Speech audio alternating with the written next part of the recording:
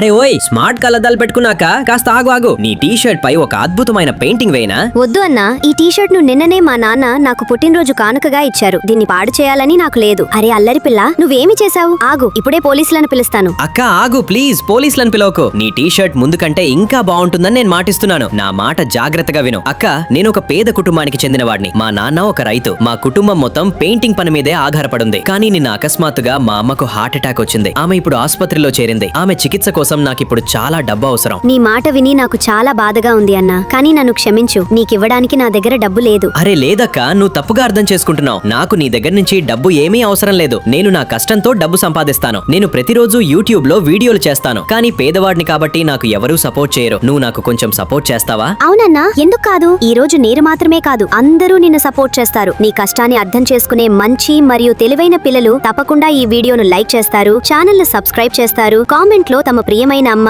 దీర్ఘాయుష్ కోసం ఒక ఎర్ర హార్ట్ కామెంట్ చేస్తారు. థ్యాంక్ యూ అక్క. చూడక్క, నీ టీ షర్ట్ పై పెయింటింగ్ తయారైంది. అరే వావ్ అన్నా, ఇది నిజంగా చాలా బాగుంది.